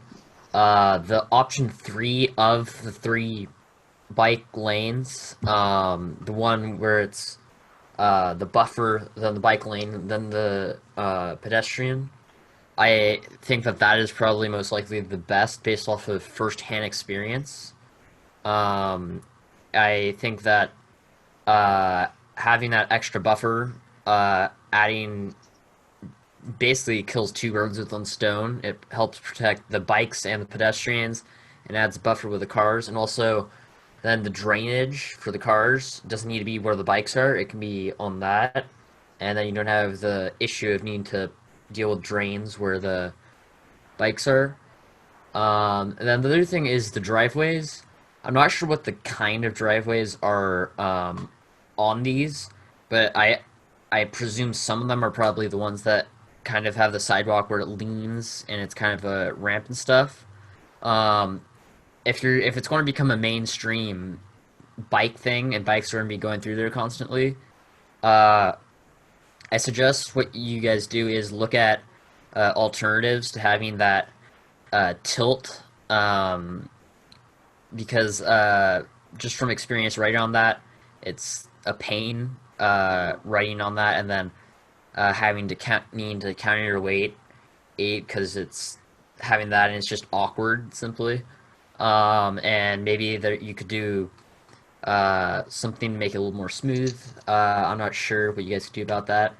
And then when it comes to turning, I'm not sure what the solution for that would be, because it'd be if you're having bikes and pedestrians constantly going through there and cars that want to turn in. You mentioned that it's private, so it doesn't seem like there's that often, I would presume, of a turn. Like often enough, but not like constant, if you know what I mean. So I'm thinking maybe, I'm not sure if it's an idea or not, but to put some sort of stop sign or some sort of thing to wait or something to just signal for bikes and pedestrians that, hey, people come in and turn here, so go slow when going through here and maybe even stop and then continue. Another thing is for option 3 on that bridge, the photos that you showed on the example bridges you showed had a big up, quote unquote, of going over that, where it almost looked like it's almost just you're fighting your way up that and then you end up going down and stuff. I'm not sure if if you guys do end up wanting to go with option 3, which it sounds like it's not very vertical, but if you guys could look at possibly lengthening it so it's a more gradual increase of height rather than a sudden up. The other thing is that the last thing that I wanted to mention was the turns for the bikes. I know that there's a lot of projects that get made and it's like one street or something, and people forget that bikes need to turn onto other streets sometimes and stuff too, and people don't always just follow that one road. There are people that go different directions, and that is just safe, simply going from a safe new modern bike system to whatever the old one is. There's a transition there, because I'm just mentioning that because I have seen ones where it goes and there's like a nice modern thing and it just throws you out of this dangerous situation if you wanted to turn onto whatever street, and that's it. Those are great, by the way, those are great comments, and I'll just add, I mean, really good comments. This group is incredibly smart and well informed. Those options on the option 1 with the driveways, you know, that idea that the one you liked, that last one, you could put that driveway apron in that median area. So a user, a pedestrian, or a cyclist wouldn't have to go on at a slight angle. It also helps control the speeds. And I forgot to mention, some of those options also lend themselves to providing landscaping. This is a barren street. There's a lack of trees, lack of canopy.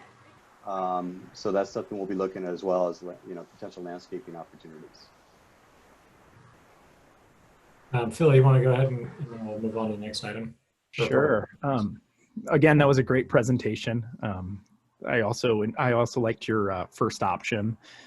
I'd like to focus attention a little bit on the Anderson and Bellum intersection. I like that you thought through, and there's a perpendicular southbound little bike lane shown on all of these diagrams that are taking bikes, looks like probably to Jacoby and onto the Cal Park tunnel, or also down Anderson to our nice new Sir Francis Drake flyover into the bridge. Would like to know what you have thought about going north. If we go north, so if you were on Bellum and then you would turn right on Anderson to travel north, it's only 3 or 4 quick blocks to our new tunnel, or our new pathway that connects from the end of the Cal Park tunnel to Best Buy into the transit center. Do you have any plans for thinking of smooth bicycle access going north immediately on Anderson and going under the bridges, thereby avoiding having to wait for a stoplight, cross over, go out of your way, up Jacoby onto the Cal Park tunnel for smooth continuation going north towards the transit center, which I suspect many people are trying to do? Yeah, I imagine we're going to be looking going north all the way up to Francisco Boulevard West, where that light is and the train crossing is. We're also going to look going to the south to Sims, because there's a crosswalk there now, or there's a potential opportunity. So we'll look not only at crossing the street at Anderson, but maybe to the north, maybe to the south, maybe both. We're not there yet. And certainly I worked on the Cal Park Hill pathway and tunnel, and I'm aware of you know, some of the ideas for connection going south on that as well. So we have to look at all the travel patterns for bikes and peds, and we'll be doing that as part of the next step. And I know we're gonna have public comments in the chat. I don't know if people saw that Rafat had a couple of questions and comments too, and I think public is coming up, so maybe DJ could take care of those. You're on mute, DJ. Thanks. Yeah, if you guys from the parties, you don't mind, I'd like to read 2 questions here from Rafat Rai, who's with the city, works with Lauren. His first question was, does Caltrans have a preference since they operate the signals of Bellum off-ramps? And then the other question was, the on-street option would cost the least. Once the bridge is widened, there would be minimal physical changes and mostly striping and bicycle detection. I guess that's just a comment. I don't know if David, on the first question, DJ, no, we have not talked to Caltrans specifically about preference between these options yet. Okay. We'll take the input from this group and take that back to Caltrans to say that a lot of people are preferring option 1, but we have not had that discussion with them yet. Great. If there are no other committee member comments, I'd like to move on to public comment. So if there's any members of the public who would like to provide a public comment on this particular agenda item, I believe you can raise your hand and then Lauren can call on our public comments one by one. We have one comment, Jean Severingham. Hi, Jean. Go ahead. Hi, all. Thanks. Great work, David Parisi, and thanks for all the comments from the BPAC too. A lot of good thinking. I'm hoping the BPAC might, it sounds like what David's saying what they need is make an endorsement of one of the options, and it sounds like, from my point of view, I would want it to be option 1 because as a user, I use both sides of the street to get to destinations on both sides on a bike, and the pedestrian side has been really hugely improved. So as a pedestrian, the north side works fine, but there's nothing on the south side. So people are trying to squeeze by on the shoulder there. But you definitely need a good bike way on the south side too. But I'm wondering if, David, if you're looking at the traffic signals, would it be possible for the city to immediately get rid of the pork chop island on the south side as you're heading east there's a pork chop that takes cars onto East Francisco, and it's super dangerous as a bicycle to go past that pork chop island. And it looks like your plan ultimately would get rid of that, but is that something that could be gotten rid of in a much more timely way to help on the south side? So I'll take. Well, that's owned by Caltrans, I believe. So as Shadi mentioned, one of our next steps is to start chatting with them, and they have several branches. They got traffic operations, they have bike and ped, they have where we need design exceptions. So we'll take all that into consideration, right, Shadi? And we start this dialogue with them, see if they have an appetite for some immediate potential enhancements. So I think the question is if something could be done like in the immediate future, not part of the project, before the project is implemented. And I think that's more of a question for the city to discuss with Caltrans. We can help with the process, of course, but this is a smaller kind of improvement that could be taken by the city and Caltrans. It doesn't have to wait for our project to come around, which may take quite a while. I guess my question to David was, from your look at the traffic signals, would that screw up the timing? Because it is a very tightly choreographed timing. So if you got rid of the pork chop island, does it screw up the timing of the traffic signal? There would be some traffic ramifications. Gene, I think what we can do though is when we overlay a potential ultimate plan, which won't take, that we're not too far off on that. We could see if they're, working with the city and the state to see if there's some things that could be, parts of it that could be implemented more near term. And, I don't know where the funding would be, but that wouldn't be precluded, for the future. So, I mean, those are things that it's nice to have that blueprint in front of you and the traffic analysis so we can understand, could it be, part of that be shaven off and implemented sooner rather than later if there's some funds available. We'll be able to know that. So we can take a look at that. Great, thank you, Gene. Lauren, are there any other public comments? No more. Okay. Could I add one last thing? Sure, go ahead, Tyler. Gene mentioned that, and it did sound like, is what you guys are looking for coming to BPAC is an endorsement of one of your options? Is that what you guys would like? I think it'd be nice. So I don't think we're asking you to make a motion or anything like that, but I think we would like to, see where the sense is. Get your preference on the alternatives. Yes, but it doesn't have to be in a form of a motion. Yeah, and it doesn't have to be tonight. I know David, I can't even, I think we were invited to come to present here about the project. It wasn't, we weren't coming to you with any intention initially, I don't believe, just we were presenting the project to you to show you what we're doing. However, it would be nice at some point in, over the next month here, if BPAC could give some kind of preference to the project. And I think we have that through the stakeholder working group, where Chair Allison is a member, and is providing input on behalf of the BPAC. So that might be the appropriate way for the you guys can decide internally what your recommendation is, and then through the stakeholder working group, provide, your preference for that. Would you agree with that, Shadi and David? Yeah.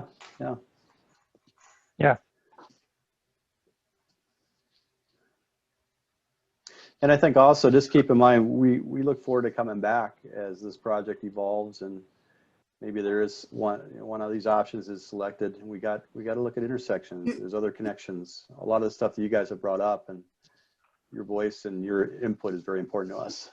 BJ, I think right now there's the general consensus is that, and I can't speak for everyone, the majority or large number of the BPAC support option 1 at this time, given the information we were given. Would you agree? Yeah, I mean, yeah, I would say, yeah, given on the information given, it seems to me like the general consensus is option one. My personal opinion on this is that I don't feel like the committee should be giving an endorsement yet because what we've been given are 3 incomplete conceptual options. They all lack detail about intersections. You've been given a lot of feedback from the committee about tweaks here and there. These things are nowhere near being done. So in my opinion, I think we've given lots of really good feedback. I personally don't necessarily feel like we need to give an endorsement of an option. I have a feeling you're probably going to come up with different variations of these options. This is what just a conceptual design, basically. Yeah, you're right. I mean, as we showed, each of these options, particularly 1 and 2, have different sub configurations. In the option 1 that we've talked a lot about tonight, there's different ways of separating that bike path or integrating it into the sidewalk. There's different ways to do it. And they all have different costs, different utility impacts, so that's the step we have to evolve with. Yeah, but I would say, generally speaking, it seemed to me like the consensus opinion was that splitting the bikeways between both sides of the streets made the most sense from sort of a user perspective and a safety perspective. Safety in particular seemed to resonate a lot. Yeah. Yeah, and as Dave mentioned earlier, the sooner we can hone in on a potentially preferred option, the sooner we can really dig into the details of some of the things that I think you guys are asking about in some of these sub phases that, could evolve.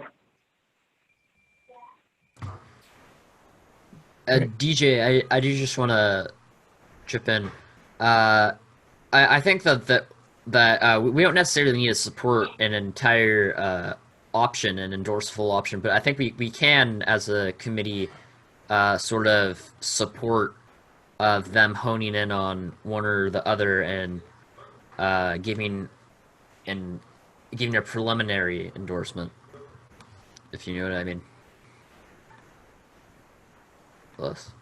Rafat has his hand up as well. Hey, Rafat, are you on the line? Unmute. I just unmuted myself. Okay. Yes. Thank you very much. I have one question, seeing the contemplation that has been done by the committee. I wonder what the timing might be, because one of the reasons I asked a question about Caltrans is I doubt that option 1 will work with all of the complicated signal routines on a two-way. And my understanding is option 1 is a two-way on the north side, right? No, that's option 2, Rafat. Okay, sorry. Okay. Yeah. Now, I take my comments back. But option 2, I just want to make the comment for the record that I don't think it's doable, given the fact that both intersections are controlled by one controller. They're running out of phases to give, especially if it has to be two-way on one side. It has to be some kind of a protection to the bike. So if option 1 is a preferred alternative, I look forward to seeing the next generation of that option. Thank you. Yeah, I guess one other comment too that I would just have is that I made a comment earlier, but I do think that there is some critical stakeholder feedback missing here without input from the local community that's going to most directly use these assets. And so, I do, maybe some closing thoughts, but I do think that is critically important input that's not been recognized yet in our city. And Chair Allison, I think you and your comments by Member Powers along the same lines, those are very important aspects, particularly when we do the refinement work. Yeah. And how the connections are made to the south side of the street at Kerner, or how you get across Anderson, that is really important. Yeah, and that I'm not trying to fault the team. The Canal neighborhood is very difficult sometimes to get feedback from. We tried really hard to push our consultants working on the Bike and Ped Master Plan to get feedback from the Canal community and the Spanish-speaking community, and it's very difficult to. Just people are busy and have less access to the internet and technology, and it's just getting those feedback details, it takes a lot more work. Yeah. Yeah, Chair Allison, we agree. We know that, and we're gonna go to them instead of asking them to come to us to get that input. So. Well, if it's all right with the other community members, I'd like to close this item because we do still have one more item on the agenda and we are running out of time here. Kind of went over a little bit too long on this one, if that's all right. Could I add one final thing? How do I word this? We could make to me, it seems like the way you guys are coming across, David, is you guys do want some sort of feedback from the BPAC to hone in on something.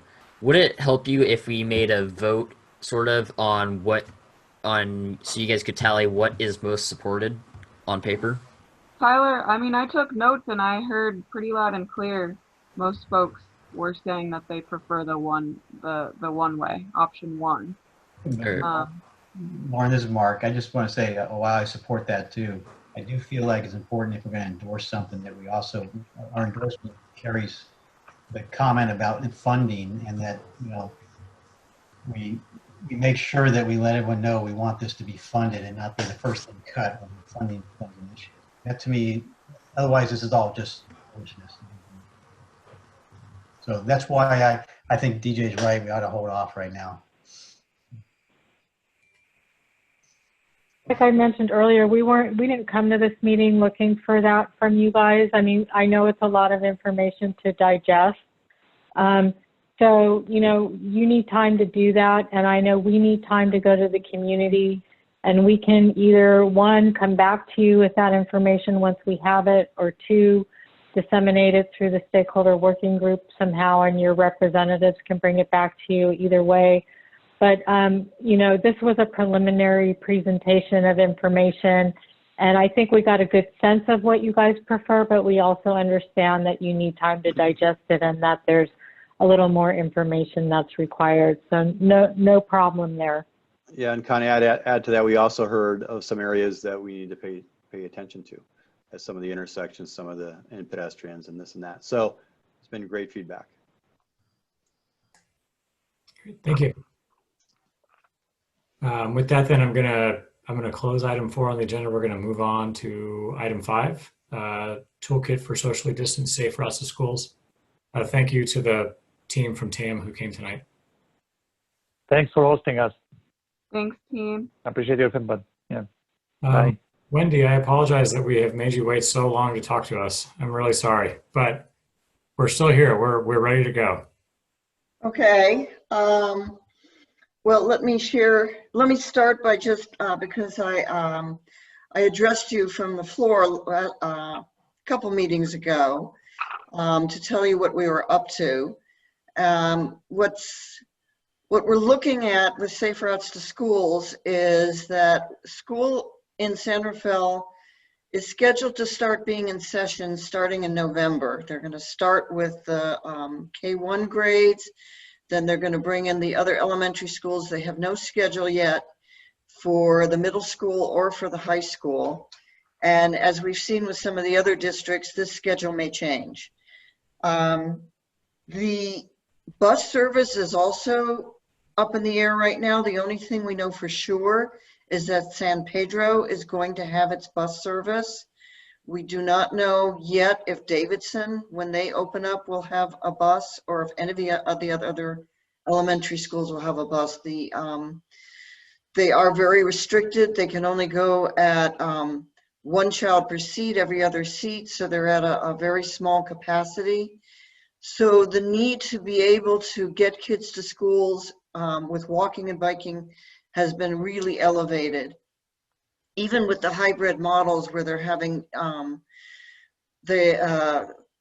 just a certain, you know, they'll have staggered hours, could still be a traffic nightmare if something is not done to organize it. We have organized in the Reed District, and we organized in Larkspur, Corte Madera, which opened up this week, and they had some pretty smooth travel to school as a result of the work that we did.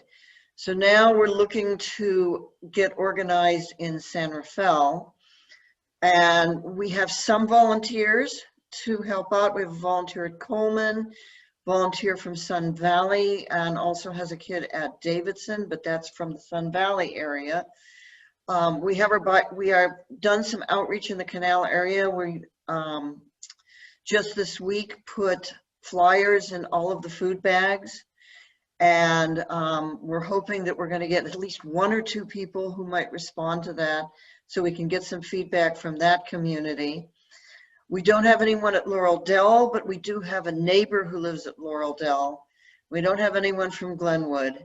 So as you can see, we're trying our best to get people to give us the feedback. And what we're looking for, as I mentioned before, is we want to be able to have, where there is not enough room for the kids to walk and bike safely and still keep a social distance, do we need to create more room on the sidewalk, extending the sidewalk, or creating bike lanes?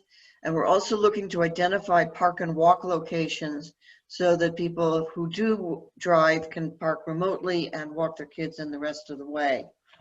So let me just share with you some of the tools that we have created. Starting in this is our website. So this is our initial back to school toolkit. And in this toolkit, we have the different options: sidewalk extension, bike and roll lanes, slow streets, one-way traffic. And then we have more information about each ones and some examples of what they look like. This is not a formal presentation. I'm just showing you what the toolkits do and what they say. And then after we had that done and presented it over the summer, then we created this toolkit, which is also in Spanish. And this is the one where we're helping whoever our volunteers are, how to set up their transportation committee, how to identify park and walk locations and develop a park and walk program, and how to identify pop-up infrastructures. We've also included some good information that came from Oregon. This is slow streets, sidewalk extensions, one-way streets, what to do about revised circulation practices, and secure bike and scooter parking. So we tried to assemble as much solid information as we could. And so our step right now is developing a transportation committee, and that's why I'm here. I would like to be able to, as you can see, we're trying to get our volunteers and task force members. Obviously, we're going to loop in public works and principals and recruit other parents and neighbors, but we would also like to recruit some people from this BPAC. And I'm going to stop sharing now so I can see your faces, because I know you don't have a whole lot of time left in the meeting. And just kind of cut to the chase with the ask. And the ask is, I would like to get a few people from this committee who would be willing to work, because you have a lot of knowledge. You've just finished updating your bicycle master plan. You know where there is already planned improvements coming. Some of those could possibly become the pop-up improvements to help with the schools. And I'm going to assume you might be able to help to identify some good park and walk locations. So I wanted to see if we could create a subcommittee here, and we'll just meet separately and talk about some of these things in more depth. So I'm looking for volunteers, and that could be members from the public as well, who are on the call here. How often would the subcommittee meet? That's a good question. A lot of the meetings took place just via email in some of the with some of the subcommittees. In the Kentfield subcommittee, they met 3 times. So it really varies. This is a big city, and we have a lot of territory to cover. So I'm going to guess it could be anywhere from 3 to 5 times that we would meet. Mostly would be online, and there would be communications back and forth on Zoom. What we're looking for is to identify the routes, identify the needs along those routes, and identify the park and walk locations along those routes. I would be willing to volunteer for Yeah, that. Wendy, I'd be willing to volunteer too. I have kids that go to Coleman. Great, great. So that's DJ. What's your first name? Tyler. Tyler. And I'll need your contact information. Anybody Sure, I'll else? put it in chat. Thank you. Anybody else? Kate? And from a, if I could also just ask Wendy from a technicality perspective, if this doesn't need to be a committee of the subcommittee of the BPAC, then we don't need to vote on it. You can have more than a quorum volunteer, and we can also find people who are not on the BPAC to participate. That's a good question, Lauren. Is this a subcommittee of the BPAC, or is just? Well, it would be a subcommittee of the BPAC if the committee voted to form a subcommittee. Okay. I would advocate. I mean, the reason I would like it to be a subcommittee and then we would bring in other people to participate is because then this would be a central location where we could then feed to Lauren and the rest of the staff at Public Works what the needs are. That does make sense. There is a lot of several other BPAC members too missing from this meeting that may want to volunteer as well. Yeah, I mean, I would advocate that this doesn't need to be a BPAC subcommittee. That doesn't mean it can't be agendized, you know, as necessary if we request it from the city. And maybe you know, several of you can say, I'm interested in helping, and, you know, DJ maybe knows the route to Coleman really well. Tyler knows the route in North San Rafael, and so you can help Wendy that way and meet with people in those neighborhoods. Kate, you were going to speak up. Well, I'm really interested in this. I'm finding it difficult because I'm spending a lot of time up in Mendocino. If we're doing online meetings, I could help, but I would like to help. I don't want to take the place of another possible committee member if that's what we're needing to limit in order to be an ad hoc or a subcommittee or whatever. I'm willing to participate and help as much as I can, but I have my parents' responsibility right now. Understood. Okay. I'll put you down and keep you informed. Great. When we're getting together. Okay. And anybody else? Especially looking for somebody who has good contacts in the canal, since we're doing our outreach, but as you know, it's not easy to find people in the canal. And if Davidson doesn't have a bus to school, that's going to be a high priority. As a matter of fact, some of the things we just looked at, we might want to consider some temporary infrastructure in order to have the kids from the canal be able to get there. Since the sidewalks that are going to be the good way in for Davidson, they're in the middle of construction right now. I can supply you with the contacts that you need in the canal. And we've already been in touch with Canal Community Alliance, so it has to be something other than Canal Community Alliance. I have many others in the Canal Community Alliance. Okay, so Jim. You're so connected, Jim. Yeah, Jim, I knew that was specifically at you, Jim, because I know that you have a lot of contacts there. Jim, I have your contact information somewhere, but if you could give it to me again, that would be great. Yeah, Wendy, why don't we ask, since Lauren has some of the community members' emails here, maybe Lauren, you could just shoot an email to Wendy that copies the people that are asking to be connected. To that point, then people could be connected. And again, like I said, I would advocate that this not necessarily be a designated subcommittee. That way, if we have 5 people that want to help, they can help. And that way also non-BPAC community members can help as well. So it's not, because once that, if we're not a subcommittee, then we're not functioning on behalf of the BPAC. It just provides much more flexibility to be able to get things done. And okay, I'll take your word for it. Yeah, and I heard 3 people pipe up that they want to help. So Tyler, DJ, Kate, I'll pass your contact information along to Wendy. And then Jim, I need his contact. Okay. So he can help me find more people in the Got canal. it. And for the record, I'm happy to help with staff. Thank you, Lauren. Okay. And maybe, Lauren, you could send some emails to the BPAC members that weren't here today at this meeting. Yeah, I Tell was them about hoping that and see if they Shoshana need would them. get involved, who is the other youth member. And she's worked with us in for Terra Linda High School, so that would be very helpful. Yeah, if I could suggest we take some public comments, there's actually some good public comments coming in on this topic as well. In particular, I can see Sunny Lee, who makes good comments at lots of these meetings. Lauren, do you think that Sunny could make a public comment? Is she raising her hand?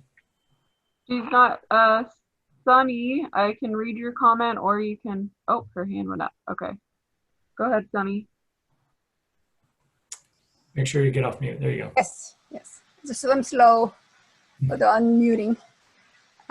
Just I mentioned there's several PTO members I know at Davis Middle School, and one of the members also Spanish speaking. I'm not 100% sure she's from Canal, but I think that's a good direction to reach them, as well as I have all the administrators' number that I could send it to you. Oh, please do. I'm gonna put my contact information in there. Okay. Could you? Yeah, I'm ready to write down or just Okay, I just put my email in the chat. Okay. And if you could get me that information. We do have a bilingual coordinator, so we have someone on staff who is also bilingual. Okay. But that would be great because the administration at Davidson changed. Yes. And so, yeah, Wendy, if I could suggest maybe that we just arrange maybe a call or something outside of the public meeting where we can talk about yes. next steps. That would make sense. I think there's probably a lot of good ideas that we okay. Work, so. And Sunny, if you could put your contact information for me, yes. or just send it to me with my email, and that would be good enough. I will do that through your website. For the safe. Well, my contact's right there. Can okay, you see oh, you can't see the chat. It's also on the Safe Routes to Schools website. Yeah, I find you at this Safe Routes to School website. You can, but it's WKALLINS@igc.org. I see it right here, Wendy. I'm on the website here. It's on here. Okay. Yeah, but okay. Sunny, because she's in the audience, probably may not be able to see the chat. I do that. That's all. Oh, you got Thank it? you. Yes. Okay. Thank you. You're welcome. Well, I appreciate it. I appreciate your offering to help, and I will be in touch with you probably the beginning of next week. Thank you, Wendy. To set up a meeting. Great. Well, thank you. All right. Thank you. Are there any other public comments on this item before we close? Lauren, anything? Nope. Great. Well, we're almost done here. We're a couple minutes over. Last item on the agenda would be a request for future agenda items. I actually have one, which I'll start it off with, and that is we have one more meeting left this year, and then starting in 2021, I'd like to suggest a new chair for the committee and that we alternate on an annual basis, which apparently is typical for the other committees. So Lauren, maybe I could suggest that be something, selection of a new chair for 2021. Absolutely.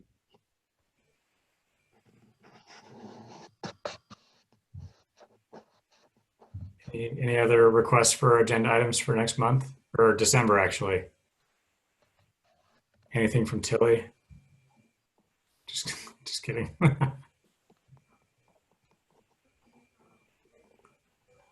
Guys, Tilly goes to preschool with my kid, although I don't know if they're in the same class right now. Mm-hmm. No. All right. Well, with that, I think that's the end of the meeting. We'll go ahead and adjourn at 8:09. We'll see everybody on the first Wednesday of December. And thanks, everyone. Sadly, I'm assuming this year we're not going to have the chairs and committees mixer, which is too bad. Worst year ever. All right. Well, anyway, we'll see you on December 2. Bye. Good night.